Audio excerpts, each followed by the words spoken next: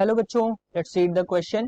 Question says a car accelerates from rest at a constant rate of 2 meter per second square for some time.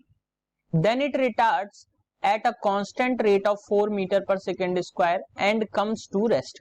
If it remains in motion for 3 seconds, then the maximum speed attained by the car is 4 options given here. We just have to find out the solution. So बच्चों, solution में हम सबसे पहले बात करेंगे की concept की. तो ध्यान रखना, यहां से अगर हम बच्चों देखें तो जो वेलोसिटी होती है v is equal to first equation of motion से देखें अगर हम काइनेमेटिक्स की, तो u प्लस ए टी के बराबर मिलता है. अब अगर कोई भी ऑब्जेक्ट रेस्ट से मूव करना शुरू करता है तो एट रेस्ट तो इनिशियल वेलोसिटी क्या लेते हैं हम बच्चों, 0 लेते हैं. तो यहां से आपको एक रिलेशन मिल जाता है u v is equal to a t. अब हम इस क्वेश्चन को देखते हैं. तो क्वेश्चन के अकॉर्डिंग क्या है बच्चों, एक कार जो है रेस्ट से यानी कि u इक्वल टू 0 से स्टार्ट होती है और कांस्टेंट रेट 2 मीटर पर सेकंड स्क्वायर के लिए कुछ समय तक वो एक्सेलरेट करती है. यानी कि अगर हम फर्स्ट केस के लिए अगर हम देखें तो वेलोसिटी हमने मान ली v होगी, तो v इक्वल टू क्या मिल जाएगा, a t के बराबर कुछ समय तक, और टाइम जो है हमने वो मान लिया t1 होगा. तो a जो है वो 2 है और टाइम जो है हमने t1 मान लिया. तो यहां से अगर हम t1 की वैल्यू देखें तो क्या मिल रही है बच्चों, v बाई 2. अब क्या हो रहा है बच्चों, कुछ समय बाद ये रिटार्ड होता है. तो रिटार्ड का मतलब क्या होता है, रिटार्ड्स का मतलब होता है बच्चों जो एक्सेलरेशन है वो आपका निगेटिव है और कांस्टेंट रेट 4 मीटर पर सेकंड स्क्वायर से आपका जो एक्सेलरेशन है वो हो रहा है.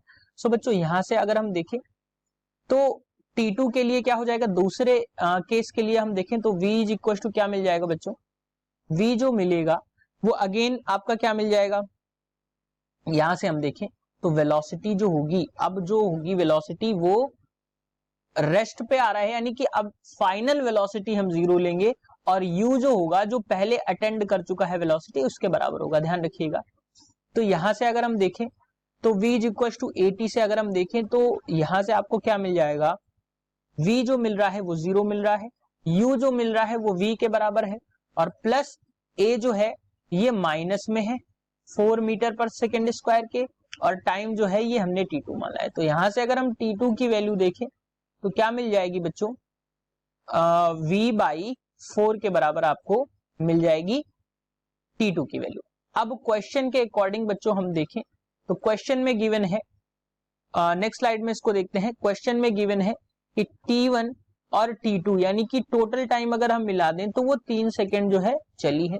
तो अब t1 की वैल्यू हम पुट करें तो t1 की वैल्यू बच्चों क्या हमने निकाली है, v बाई 2, और t2 की वैल्यू जो हमने निकाली है बच्चों v बाई 4. सो अगर हम इसको ऐड करें तो v by 2 plus v by 4 equals to हमें क्या मिल रहा है बच्चों 3.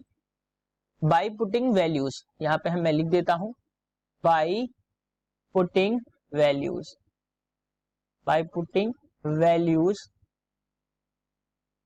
of t1 and t2.